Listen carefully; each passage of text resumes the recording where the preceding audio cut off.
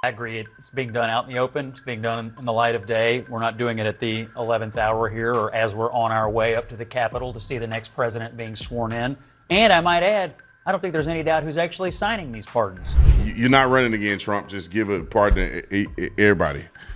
You know, I kind of think the NBA YoungBoy and Larry Hoover was strategic to get black people vote because NBA YoungBoy is major. And so who is NBA YoungBoy going to thank? He's going to thank Trump. So all the black ignorants that follow NBA YoungBoy are going to be like, oh, Trump, man, Trump pardon NBA YoungBoy. People been saying free Larry Hoover for 100 years now. Every rapper that I have ever heard of been saying free Larry Hoover.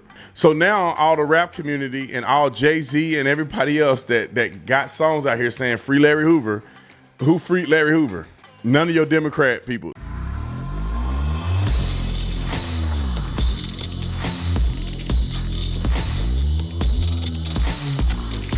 This video is brought to you by Prison Fellowship Summer Camp. Ladies and gentlemen, this is very simple. And also, I want to thank everybody who participated. We're halfway there. We got 110 kids that are going to camp. Our goal is 250. It's super easy. But let me tell you how you can get involved and help. And this is a camp that's literally going to revolutionize these young people's lives. And these are young kids whose parents are incarcerated, no fault of their own. But Christ has called us to be the hands and feet to help other people, and this is an opportunity. $200 will help one kid go to camp, but if you don't have $200, you can still give. Give whatever God has purposed in your heart, whether it's $1, $2, $5, $10, $200, $2,000, and we're going to get to our goal. So God bless you, and thank you for the support, and we are going to allow these kids to have an incredible summer at the Prison Fellowship Summer Camp. All right, let's go to the next story that I want to bring up. Donald Trump pardoning people. Now, I'm going to let Scott Jennings speak on this because we got the clip of Scott Jennings. But my initial inertia, and I'm not trying to say anything bad about Trump because I need Trump to pardon the person that I need him to pardon. But like, I think I was shocked. Like Larry Hoover, NBA YoungBoy, I was shocked. Because I can't play his music on here because it will get banned. But NBA YoungBoy, literally one of his most popular songs is him talking about running down and shooting black men. Walk on with the heat. Or something like that. Walk down on him with the heat. And then he sound like he crying and drunk and high at the same time every time he rap. Walk down, walk with the heat. I saw him in an interview and he was geeking. I was like, that's sad. Now he may have changed and became a better man, but his music is terrible. I'm gonna go NBA YoungBoy popular song lyrics. I'm just gonna read it right off of here. NBA YoungBoy popular song lyrics. No smoke. I can't even read it. I can't even read it, bruh. Let's see. I can't put it on the screen. It's got so many N-words in here. I can't say some of this. There's too many cuss words. I can't say it. But there's one that he talking about walk down, hit him with the heat. I heard that somebody's playing it on a video. Anyway, y'all can go look it up on your own time because some of this is so raunchy. I probably get banned. I'm not saying all his songs are like that, but it's crazy. Let's get back to the subject at hand. And the other pardon, Larry Hoover and the pastor and the pastor them. Who is this? Let me find them right here. Todd and Julie Chrisleys, convicted of tax evasion and bank fraud, $30 million in fake loans. Okay, Scott Jennings, maybe he got a better take on it. Roll the clip. I agree. It's being done out in the open. It's being done in the light of day. We're not doing it at the 11th hour here or as we're on our way up to the Capitol to see the next president being sworn in. And I might add, I don't think there's any doubt who's actually signing these pardons. You know, at the end of Biden's term, we had thousands of people that were pardoned or offered some kind of clemency for drug offenses. I have my doubts about whether Joe Biden signed all of those. And there's obviously, because of the new books that are out, clear reporting here that there was something of a Politburo running the White House at the end of the Biden administration when many of the most controversial pardons were issued. So in this case, Donald Trump, I think, is fully owning all of these decisions. And I agree with Ellie. In the Grimm case, if for no other reason than this paralysis that he suffered and the fact that he'd paid his debt, I think it's a defensible decision. And in fact, all right. So I heard Scott Jennings give that take. The Grimm case, he's talking about guilty of tax fraud, underreporting restaurant income. Now, see, stuff like that can be just out to get you, right? I mean, but $30 million of fraud in your on your taxes, that's a lot, bro. That's a lot of money, bro.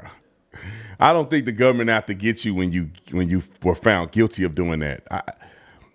What it makes me feel like is that somebody know somebody that said, you're not running again, Trump. Just give a pardon to everybody.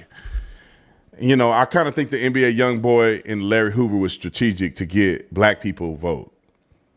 Because NBA YoungBoy is major. And so who is NBA YoungBoy going to thank? He's going to thank Trump. So all the black ignorants that follow NBA YoungBoy are going to be like, oh, Trump, man, Trump pardon NBA YoungBoy. People been saying free Larry Hoover for 100 years now. Every rapper that I have ever heard of been saying free Larry Hoover. So now all the rap community and all Jay-Z and everybody else that got songs out here saying free Larry Hoover, who freed Larry Hoover? None of your Democrat people. So I think Trump strategically did the Larry Hoover thing. Prison I mean, a long way time. is He to served not a lot allow of years. the executive to pardon anybody. If you are a criminal and you go to jail, it's because you broke the law. Now, if you don't like the That's fact not that always people true. can pick There've one never or been the other, wrongfully you convicted can't people. tell me Right, that you can decide one criminal is better than another in a pardon, or that their crime is not as deep as another. But it's just I say absolutely remove the ability for an executive to pardon anybody, and we don't have to talk about this anymore. Just don't break the law. It's that simple. But it's Don't not be a that cri- simple. Oh, really? So, yeah, I think it's very absolutely. simple. I'm sure you do in your Don't position break in the life. law. But let me just tell you something, that there are Oh, a it's lot of okay to people break in this. the law. If I can finish my point and you can use these. I don't know how you're gonna get there. Yeah, well, if you listen, you might find out. I'm It is dying to not hear as it. simple. It is not as simple as if you don't want to go to jail, don't break the law. There are millions of black people in this country who have been ensnared by a very punishing criminal justice system where they have been wrongfully convicted or unfairly sentenced in this country. All of them? Every one of them? No, obviously not every one of them, but the same way that you can support a president who is convicted of crimes himself, there have certainly been people who have been sentenced to crimes that they did not commit or they were unfairly sentenced. That is why we have the First Step Act. But the reason we have the First Step Act is because there needs to be a second step. The First Step Act mainly focuses on federal policy, but there are a lot of people, over 1.1 million black men remain in jail today. So this president is not, he's not vested in some So let me you're define okay. equity. You're- Don't tell me what I'm okay with, because I let me can't ask hear what you. I'm saying. Let me ask you. But why don't Tiffany, you let me listen ask and you a learn and try to question. understand and have some empathy Let for me- the criminal justice system that have ensnared a lot of people. Let me unfairly. ask you. All right. Comment in the comment section. Let me know, man. Maybe you tripping. I know that if I say anything that ain't like kissing Trump's butt, I know people get mad at me. Do I got negative comments? Oh, we ain't looking at them. I just know people be doing that. They be like, Trump, you turned on Trump. It's like, no, I'm just, these pardons are kind of weird. And I just don't like the way it looked. Because I think the Democrats did far worse, but still, I mean, we shouldn't be doing like them. Let's go to the clip of Todd and Julie. Were they pastors? Oh, they were in a reality TV show. But I think they had some connection with the church or something like that. Maybe not. Here's Todd and Julie. Chrisleys wrote a clip. What are you trying to get rid of? Fill that muscle. Oh, yeah, fill the muscle. Yeah, I'm not gonna lie. It's hard. Todd's jacked. His face purposely hidden, and the taste of freedom all around him, a soda, Milano cookies, granola bars nearby. This is the first glimpse of Todd as he and his daughter Savannah celebrated his first moments of freedom in 2.5 years. Yeah, I'm not gonna lie. It's hard. Todd's jacked. The New York Post reports this photo is Todd reunited with his wife Julie, both sprung from their respective slammers after they got a pardon from Donald Trump. Your parents are going to be free and clean. Decked out in pink and dubbed MAGA Barbie by some online, Savannah sang the president's praises. I will forever be grateful that we have an administration that is reuniting families. And on the ride home, Savannah could hardly contain her excitement. We're getting home as I puke the whole way. I've got Todd over here being dramatic. We're not normal. There's no normal in this house. A flamboyant reality show couple. Todd and his wife Julie were sentenced to separate prisons after their 2022 convictions for bank fraud and tax evasion. Day 129. On her podcast, Savannah read this letter that her mom wrote her from behind bars. This is the first anniversary, Hold on. Todd and I. You know, I once upon a time, I thought that you had to be like a person who was wrongly convicted, or you had to be in prison for political purposes for somebody to give you a pardon or a commutation. I didn't know you just got to know somebody that knows somebody. I'm kind of confused here. In the chat, can y'all help me? I'm really not trying to be mean to Trump. Maybe y'all know something I don't know. But these people were convicted in 2022 of bank fraud and tax evasion. They were found guilty of defrauding banks out of over $30 million by submitting false documents and hiding income to avoid taxes. What happened here? And now I don't know. Maybe I should look this up. Maybe I'm wrong. What is this? Let me go back to some other people. Let me go some other people that he pardoned that I thought about, and then I'm gonna talk about Brett Hankison real quick, or the police officer in Derek Chauvin's case. Not Derek Chauvin, but the other ones. Hold on. Let me go down the list on these people. All right. Let's see who he pardoned. Michael Grimm. He's a former New York congressman guilty of tax fraud. John Rawlin, former Connecticut governor, guilty of corruption and hiding political consulting work. Scott Jenkins, former Virginia sheriff, took over $75,000 in bribes to appoint deputy sheriffs. James Callahan, former union president, took $315,000 in kickbacks and filed false reports. Todd and Julie Chrisleys, the reality show people that defrauded the banks of $30 million. NBA YoungBoy, felony in possession of a firearm. Who else are you gonna let out with that crime? Because I can probably name a couple people I know right now doing time for that. They gonna just get out? Like, you know, I don't know. Our research says that the reason it was 23 months of federal gun charge was involved in a Utah prescription drug fraud case, which was a plea deal and was weeks away from scheduled release. So at the end of it, he got released. NBA YoungBoy. He got a tour coming out called Make America Slime Again. Walk down, walking with the heat. That's how he rap. I heard some of his stuff, man. I want to play it so y'all know what I'm talking about. It's crazy. It's crazy. Huh? I don't know what that song called, Walking with the Heat or something. Walk 'em down. I mean, he rapping about killing other young black men in cold blood. Like, I just don't understand why it's celebrated like that. And he gets a pardon. Okay, let's go to Larry Hoover. Larry Hoover, gang leader. Many would say Larry Hoover is responsible for like hundreds of people dying. Larry Hoover, gangster disciples, got life in prison for murder and having a drug empire. Now, a drug empire, now we take her off the screen, but a drug empire means that there are people who work under him that are selling drugs to who? Black people. Larry Hoover was over Gangster Disciples, a gang organization where hundreds of people were killed. Hundreds of people were thousands probably, using drugs, turning into zombies in the black community. Federal sentence commuted, still held on state charges. So he may not get out of prison, but like, what is the gesture here? Okay. Mark Brayshaw, or maybe it's Bradshaw, Army officer punished for refusing COVID-19 rules. Okay, I could get with that one, right? Well, COVID-19, that was a fraud anyway. I think that's a good one. Kevin Basden, convicted of fraud, details not fully public. So I'm not gonna hold that against him. But like, I saw a couple people on here, and I'm not saying Trump won't pardon other people, but I saw a couple people on here, and I think there's more people I'd like to add. If some of these people can get off, I like to add a little more, if you don't mind. One being all these officers that were involved in Derek Chauvin's case with George Floyd, except Chauvin, none of them should be convicted on the federal level at all. And any of them who they pursued federal charges against should be commuted immediately or pardoned immediately.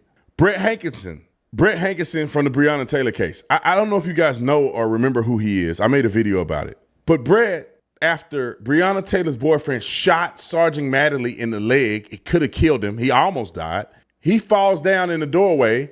Shots are exchanged. Brett is shooting into the house to protect the other officers that are what he believes is getting into a gunfight with somebody. No bullet hit anybody. I don't know what is the drywall a victim? The bullets hit the drywall. Didn't hit Breonna. Didn't hit a neighbor. Didn't kill anybody. Didn't cause substantial property damage. He was acquitted on state level charges. And somehow they're pursuing federal charges against Brett Hankison, saying that he violated Breonna Taylor's civil rights. I didn't know that you can violate somebody's spirit because Breonna Taylor was dead. How did he violate a dead woman's civil rights when he didn't even touch her? He made zero contact with her. I don't even think he saw her and she saw him. And he could spend the rest of his life in prison with no possibility of parole if convicted. Every other officer involved in Breonna Taylor's case were all acquitted on state charges, were all acquitted federally.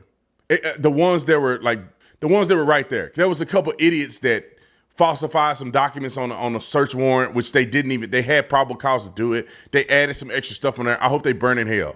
So not them. I'm talking about the ones who were physically at the door executing the warrant. None of them were charged federally. So why is Brett Hankison being charged? It's a witch hunt. They're out to get the man. They're trying to get somebody in that Breonna Taylor case. And because he was shooting and it was negligent, according to them, somehow he violated her civil rights. Not the officers who shot and killed her, but the one who shot and missed her. The ones who killed her didn't get in trouble. The one who missed her got in trouble. So Trump, can you add Brett Hankison, the officers in Chauvin's case? Don't add Chauvin because he deserved everything he getting for being stupid and really putting everybody. Listen, if I was there, I would have had George Floyd down and I'd have held him down. And my rookies would have been on his legs and I would have been done with it. I'd have just put my hand on him. One knee on his back, one hand on him, or just my knee on the ground, my hand on him. And then when he said, I can't breathe, I'm dying, I'm dying, I would have been like, yeah, he a crackhead. He probably took some crack before he did this. And all these people are watching me. If this mofo die, I'm going to jail. So let me act like I care, even if I didn't. Now, I personally would have cared because I don't care if you're a crackhead or not. It ain't got nothing to do with me. That's only between you and God. I'm here to serve and do my part. I'd have rolled him over on his side, man, and been like, hey, man, let's check on him. You good? Like, let's make sure he don't die right here. He only tried to use fake money. He wasn't a murderer. He wasn't doing nothing crazy. He's a crackhead. Like, nobody would have went to jail that day if I was there, or 90% of police officers in America. This dude caused so much problems, so much turmoil in America that he don't deserve to get out. Even if fentanyl Floyd, his biggest contributing factor was that he OD'd, that's so be it. Fentanyl Floyd got what's coming to him, and Chauvin needs to get what's coming to him. Because I honestly believe, and I know for a fact, I put my life on it, if Derek Chauvin would have rolled him into a recovery position, we wouldn't be talking about George Floyd today. George Floyd wouldn't exist. He may have still been dead, but it wouldn't have been because of Derek Chauvin. It wouldn't have been a 17-minute video with the dude laying on the top of his neck, watching him die, listening to him die. He actually died, and he still sat on his neck. When George Floyd took his last breath, Chauvin still didn't get off of him. When he urinated himself after he had died, Chauvin still didn't get off of him. Chauvin didn't even look at him. What kind of example is that as a police officer? You got a kid on his legs. You got another kid on his back. He got handcuffs on, and he on crack. Like, what's he gonna do? If he get up, slap him in the top of his head. What he gonna do, man? I put my life right now. First of all, you got to be on PCP to somehow get up from your stomach with your hands behind your back. And if somebody laying on your legs, it's impossible. You can't move. You have no leverage here. And somebody's on your legs, so you can't move your legs. That means you can't get up. And if you can't roll on your side, you can't roll on your butt and stand up. It's impossible for you to fight with your hands behind your back and people on your legs. So why is Chauvin on his neck with never even looking at him? I know, Nick, you tired of me talking about him. I don't know why people argue with me. They still argue with me to this day. Even people in the comment section, no, he died from it. He died from drugs. Well, no, he died from Chauvin and drugs. I'm telling you right now, if there was your family member up under that cop, no matter if they was a crackhead or not, you'd be like, bro, you tripping. You could at least roll them over. You could at least act like you cared. Bro, you just let the man die and didn't give a damn. And all these people watching you just let him do it, just in front of everybody. Just looking stupid. Well, you ain't even doing nothing. You what you should have done is say, hey, man, y'all got him. Let me make sure they don't bombard us. Let me make sure they don't jump on us. Y'all keep a hold of him. I don't like Chauvin. I hope he rot in prison.